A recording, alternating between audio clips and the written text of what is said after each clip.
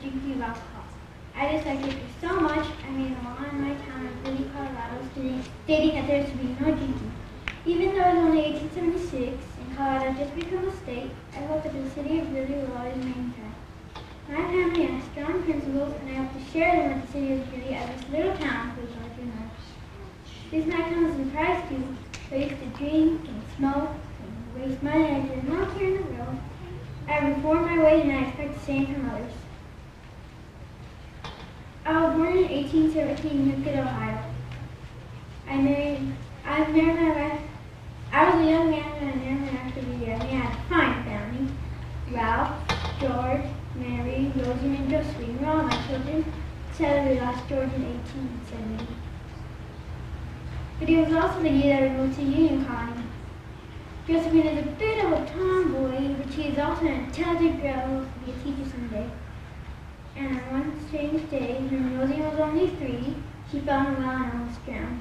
Luckily, we were there in time to save her, but she was never the same again. It all started as I was working as an agricultural editor in the New York Tribune.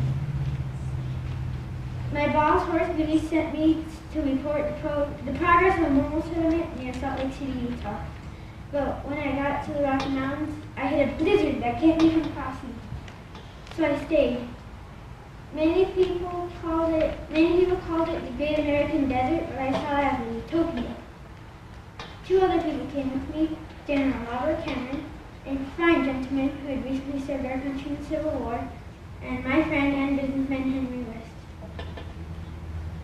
Greeley gave us enough money to purchase about 2,000 acres of land for this new colony.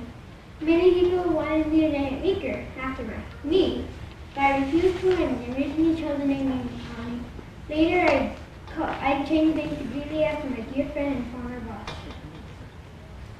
The city of Greeley received national attention for 2 reasons.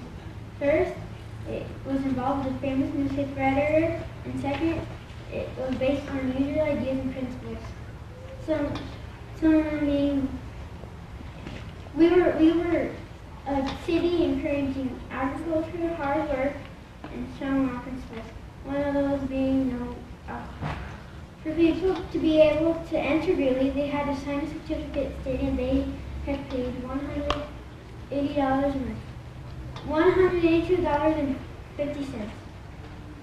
I didn't want troublemakers running around my town. I built one of the first houses in Greeley, but it wasn't made out of wood. It was made out of adobe bricks. Adobe bricks is just mud put together and squished. Once it dried out, it made a thick brick of dirt. I built this house for 2 reasons. First, I built it away from downtown to show that Greeley would get so big it would reach my house one day. And second, I built it to show that we didn't need wood to make houses, since there wasn't very many trees around we did at the time. I was pleased to finance our town's first newspaper, the Greeley Tribune, but I have also gone into debt trying to pay it off. So to get the money, I'm going to become an Indian agent in the mountains. I will teach the Indians our ways of Christianity and how to make a productive farm. I am sure they will greatly appreciate my help. But I'll enjoy seeing you again when I come into this fine city. But before I leave, does anyone have any questions?